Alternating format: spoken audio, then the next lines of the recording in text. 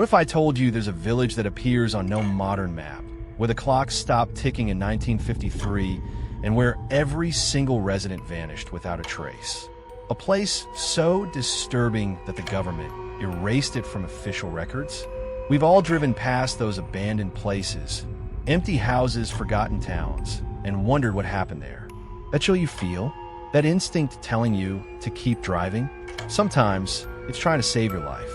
Today, I'm taking you to Millbrook Hollow, a village that shouldn't exist but does, where Sarah Chun, a documentary filmmaker, went missing 3 weeks ago, where a camera was found, still recording.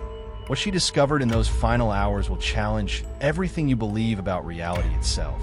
But I have to warn you, if this opening gave you chills, smash that like button now, because what's coming next will haunt your dreams tonight. 3 weeks ago, Sarah Chun was living her best life. Award-winning documentarian, fearless explorer of forgotten places, over 2 million YouTube subscribers. She specialized in urban exploration, abandoned hospitals, ghost towns, places where history left its mark. But Sarah had a disturbing theory. She believed that some places hold on to trauma, like a sponge holds water. That certain locations become infected with the suffering that occurred there. Places that absorb human misery until they become toxic to anyone who enters. In one of her final uploaded videos, Sarah explained her obsession with what she called emotional imprints, locations where tragedy had left permanent scars on reality itself. She wasn't talking about ghosts or spirits, but something far more sinister. Places that had become so saturated with human anguish that they actively repelled discovery. On August 15th, Sarah received an anonymous email. No return address, just a single line of text and a set of GPS coordinates. They're still waiting for someone to remember them. Those coordinates led to a dirt road in rural Pennsylvania that appeared on no GPS system, no satellite imagery, no government survey. A road that, according to every official record, simply didn't exist. Sarah's last social media post was a photo of her equipment bag with an ominous caption about going dark for a few days. She'd found something incredible, she claimed. If nobody heard from her by Friday, she asked her followers to remember her fondly. Friday came and went. Her family contacted police. Search teams combed the area for days, finding nothing. No road, no village, no trace of Sarah. Until yesterday, when a hiker found her camera wedged in a tree branch, 12 miles from where she was last seen. The memory card was intact, containing her final recording.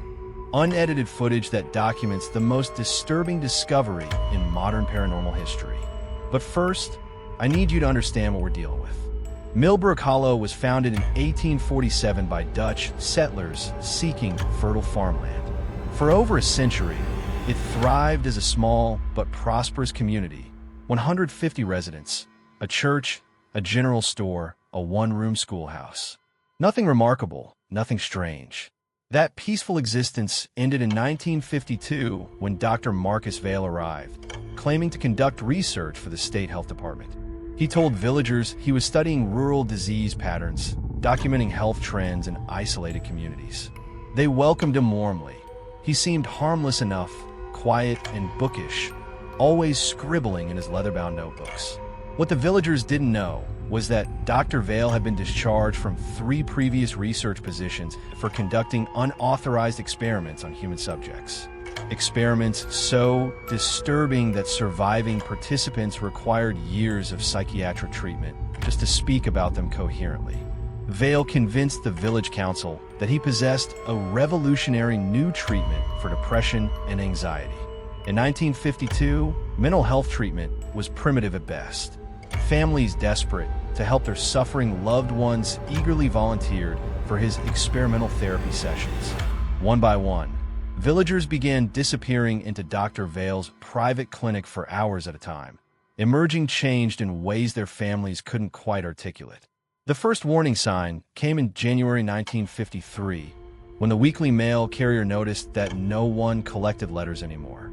When he knocked on doors, people answered, but they seemed fundamentally altered.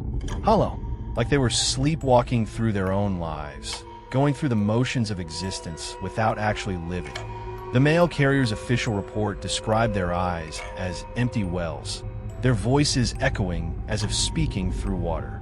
By March 1953, visitors to Millbrook Hollow reported an overwhelming sense of dread. The air itself felt heavy, oppressive. Animals refused to cross the village boundaries. Even birds avoided flying overhead. On April 12, 1953, Dr. Marcus Vail submitted his final report to his government superiors. A single, chilling sentence. The experiment has exceeded all expectations. Recommend immediate containment protocol. 3 days later, Millbrook Hollow fell completely silent. When state investigators arrived on April 20th, they discovered every building intact, every personal belonging in its proper place. Breakfast dishes still sat on kitchen tables. Children's toys lay scattered in yards. Laundry hung motionless on clotheslines. But not a single living soul remained in the entire village. No bodies, no signs of struggle, no indication of where 150 people could have vanished to in the span of 3 days. The official report classified the incident as a mass evacuation due to contaminated water supply. The village was quietly erased from all maps, and the access road was allowed to grow over with vegetation. Within a decade, Millbrook Hollow had been forgotten by everyone except the desperate families of the vanished residents. But if you're feeling the chill running down your spine right now, drop a comment below and tell me. Do you think 150 people can really just disappear without a trace? Because what Sarah found in those woods suggests they never actually left at all. Sarah's camera begins recording at 2:17 p.m. on August 15th. The timestamp shows she's standing at the edge of what appears to be a perfectly preserved 1950s village. But something's wrong with the footage. It flickers and distorts like we're watching it through heat waves or a fever dream. Sarah's excited breathing can be heard as she tries to process what she's seeing. According to her GPS, she's standing in the middle of empty forest. But her camera reveals an entire village that shouldn't exist. White picket fences, vintage automobiles, laundry hanging motionless on clotheslines despite the wind rustling through nearby trees. The level of preservation is impossible to explain rationally. A 1952 Buick sits in pristine condition without a scratch on its chrome bumper. The license plate is still perfectly readable. That laundry she's filming moves in the breeze as if it was hung up that morning. Yet the fabric shows no signs of 7 decades of weather exposure. As Sarah moves closer to the buildings, her camera begins exhibiting increasingly strange distortions. Colors bleed at the edges of the frame. Shadows seem to move independently of the objects casting them. The very air appears to shimmer with an otherworldly energy that makes the footage difficult to watch without feeling nauseous. Sarah discovers that the front door of the first house is unlocked. Inside, she finds a scene that defies every law of physics and biology. There's still food on the kitchen table, a cup of coffee that's somehow still warm to the touch, steam rising from its surface. A newspaper dated April 15th, 1953 sits folded beside a plate of eggs that show no signs of spoilage. The impossible preservation extends to every detail. Milk in the refrigerator hasn't spoiled. Bread on the counter isn't moldy. It's as if time itself has been suspended within the village boundaries, keeping everything in perfect stasis since that final day in 1953. Moving to the living room, Sarah discovers family photographs lining the mantel. But there's something deeply unsettling about these images. The faces in the photographs aren't just blurred by age or poor quality. They're constantly shifting, as if the people captured in them are trying to look away from whoever might be watching. Sarah spent the next hour exploring house after house, each one perfectly preserved but utterly lifeless. She documented children's bedrooms with toys still scattered on floors, a barbershop where customers appeared to have been mid-haircut when time stopped, a diner with meals still cooling on tables as if the patrons had just stepped outside for fresh air. But she wasn't alone in that impossible village. Faint sounds begin filtering through her camera's audio. Children's voices singing a lullaby, but the words are wrong, distorted, as if the melody is being sung underwater or through layers of thick glass. Following the haunting melody, Sarah traces its source to the village schoolhouse, a small, white building with a bell tower that seems to loom larger in her camera's viewfinder than its actual size should allow. As Sarah enters the schoolhouse, the temperature on her camera's display drops 15 degrees in a matter of seconds. Her breath becomes visible in sudden, unnatural puffs of vapor that dissipate too quickly in the still air. Inside, she discovers rows of small desks, each one containing a child's handwriting exercise. But instead of typical lessons about reading or arithmetic, every single assignment contains the same desperate message: "Help us," written over and over in increasingly frantic handwriting that deteriorates from neat cursive to barely legible scrawl. The singing stops abruptly, leaving only Sarah's unnaturally loud breathing and the sound of her heart pounding. In the sudden silence, a door at the back of the schoolhouse slams shut with tremendous force, despite there being no wind inside the building. The door is labeled Dr. Vale, Private Research, in brass lettering that looks freshly polished. Sarah stands before that door for a full minute, her camera trembling in her hands as she wrestles with the decision to open it. Behind the wood, something can be heard. Not quite voices, not quite screaming, but something infinitely worse. The sound of consciousness being torn apart and reassembled against its will. Finally, her journalistic curiosity overcomes her survival instincts. She reaches for the door handle, knowing that whatever lies beyond will either provide answers or cost her everything. If you're holding your breath right now, you're not alone. Hit that subscribe button, because what Sarah discovers behind that door will change everything we thought we knew about the nature of human consciousness itself. Behind the door lies a staircase descending into absolute darkness. But this isn't just any basement. The walls are covered floor to ceiling with Dr. Vale's research notes. Hundreds of pages documenting his systematic torture of the villagers under the guise of medical treatment. As Sarah descends deeper into this underground hell, the notes become increasingly disturbing. References to consciousness successfully fragmented, memory extraction procedures completed, and personality matrix successfully archived cover every available surface. This wasn't medical research. It was systematic psychological dismantling on an industrial scale. Dr. Vale hadn't been trying to cure depression or anxiety.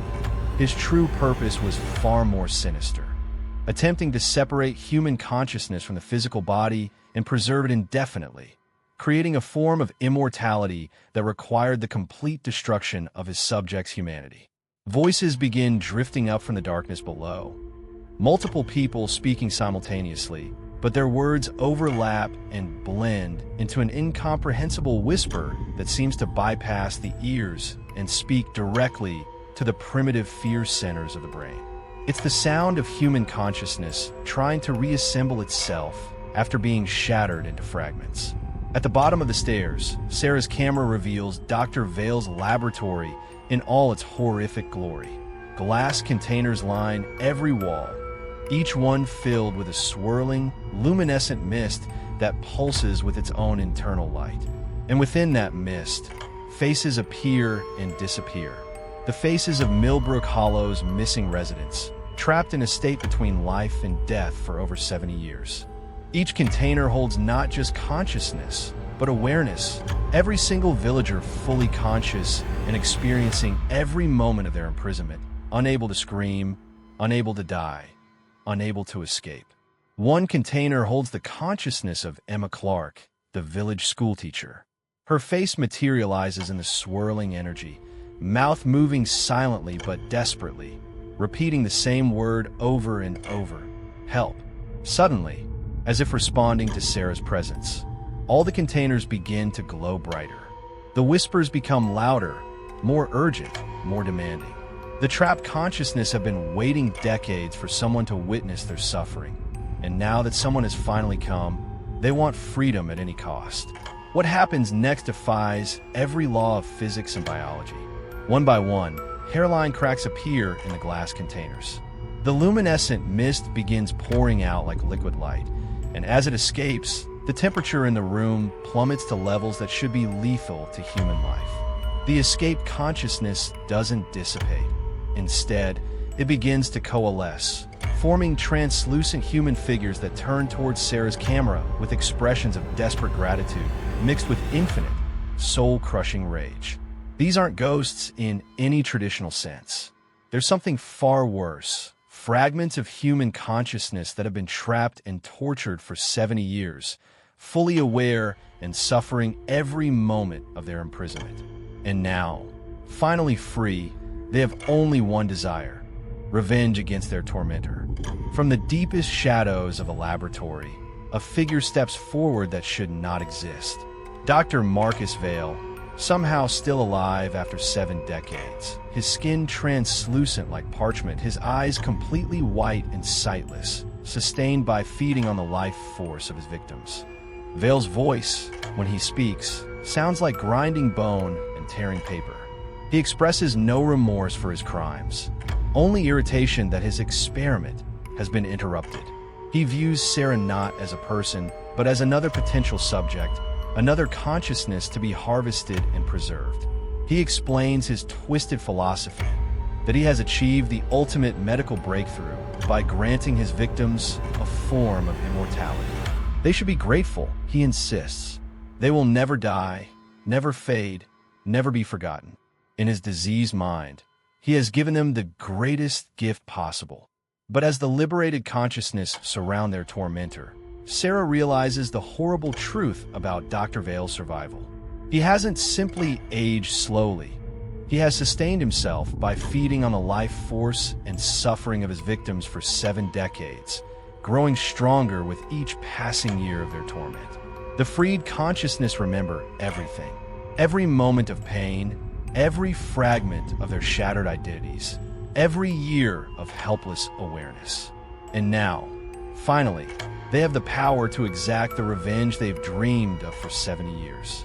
Dr. Vale's final screams echo through the basement as the liberated consciousness exact their terrible vengeance, tearing apart not just his physical form, but his very essence, ensuring that his consciousness will experience the same fragmentation and suffering he inflicted on them. But in his final moments, Vale reveals the most chilling truth of all. The village of Millbrook Hollow exists only because of his will, sustained by the consciousness he trapped and tortured. If he dies, if his experiment truly ends, the village will fade from reality, taking Sarah with it. Comment below if you think Sarah can find a way out of this impossible situation, because what happens next will leave you questioning the very nature of reality itself. When Sarah's camera flickers back online, Dr. Vale has been completely erased, not simply killed, but removed from existence as if he had never been born. The laboratory is crumbling around her, the containers shattered beyond repair, and the liberated consciousness hover around her like protective spirits finally free from their eternal torment. Through the basement's small windows, Sarah can see Millbrook Hollow beginning to dissolve like a dream upon waking. Buildings fade in and out of existence, becoming translucent before vanishing entirely. The consciousness of Emma Clark, the village schoolteacher, approaches Sarah with a clarity and solidity that distinguishes her from the others. For 70 years, she has maintained her sense of self through sheer force of will, waiting for this moment to deliver a message that could only be shared with the living world.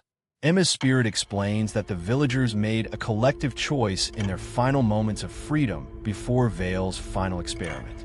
Rather than allowing their consciousness to be completely destroyed or moving on to whatever comes after death, they chose to remain as guardians of the truth, ensuring that their story would not be lost forever.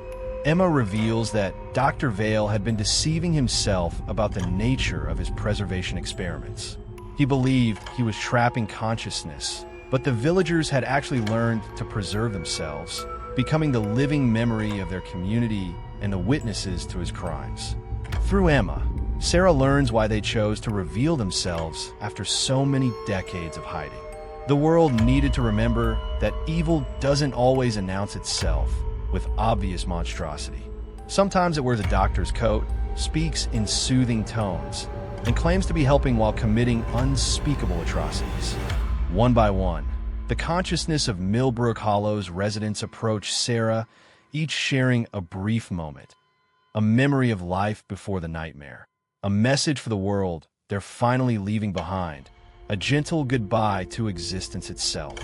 Sarah promises to tell their story, to ensure that their suffering and sacrifice won't be forgotten. This promise seems to bring peace to the tortured spirits, and for the first time in 7 decades, they look genuinely hopeful.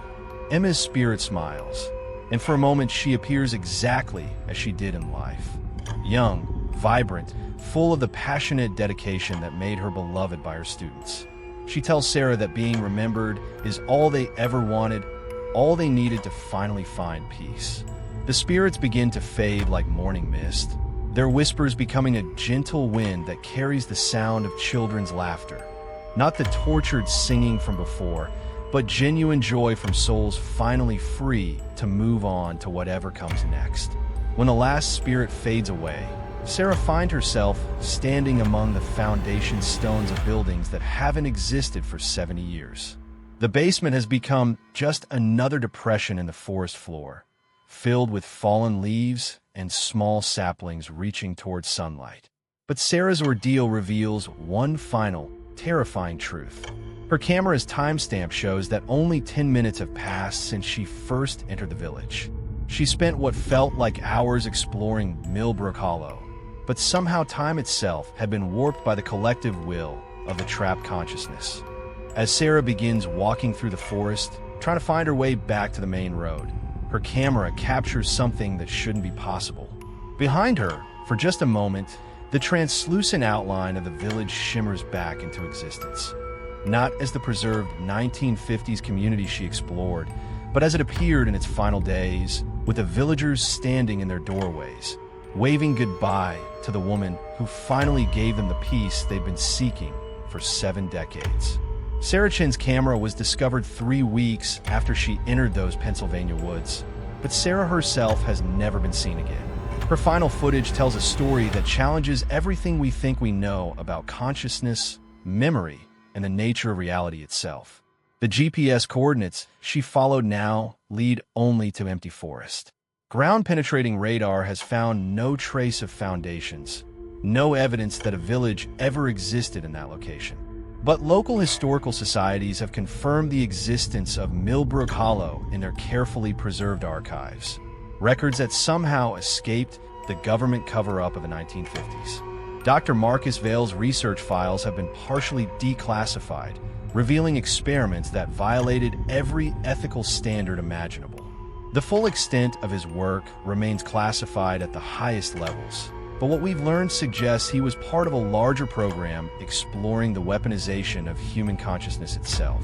The most disturbing question raised by Sarah's footage isn't whether the event she recorded actually happened, but rather, how many other Dr. Vales were there? How many other forgotten villages exist, hidden from maps and memory, waiting for someone brave enough to remember their stories? Sarah Chun may be gone, but her final gift to the world was ensuring that 150 forgotten souls would finally be remembered. Their story lives on through her courage and their eternal vigil, a reminder that bearing witness to suffering is sometimes the most powerful form of resistance against evil. Some say that on quiet nights, when the wind moves through those Pennsylvania woods in just the right way, you can still hear the church bells of Millbrook Hollow ringing across the darkness. Not a call to worship, but a reminder that some places, some stories, refuse to stay buried no matter how much time passes or how desperately certain people want them forgotten. The villagers of Millbrook Hollow chose to become living memory itself, guardians of truth in a world that prefers comfortable lies. They remind us that the most important stories are often the ones that people with power work hardest to erase. If this story has left you looking over your shoulder, questioning what might be hidden in the forgotten corners of our world, smash that like button and share this video with someone brave enough to confront the darkness that exists in the spaces between what we know and what we're told. Subscribe if you want more tales of the forgotten and the lost. But remember, some stories find their way to you whether you're looking for them or not. They choose their witnesses carefully, and once chosen, You become part of their eternal vigil against being forgotten. Sweet dreams. And remember, the next time you feel that inexplicable chill when passing an abandoned place, that instinct telling you to keep moving, listen to it. Some places are abandoned for very good reasons. And sometimes the kindest thing you can do for the dead is to let them rest. But if you can't resist the call to explore, to witness, to remember, well, just make sure someone knows where you're going. Because the stories that need telling most desperately are often the ones that claim they're storytellers in the process. If you dare share this story with someone else, maybe they'll help solve the mystery of what really happened to Sarah Chun. Because something tells me that in a world full of forgotten places and buried truths, her story is far from over. The question is, will you be brave enough to help tell it?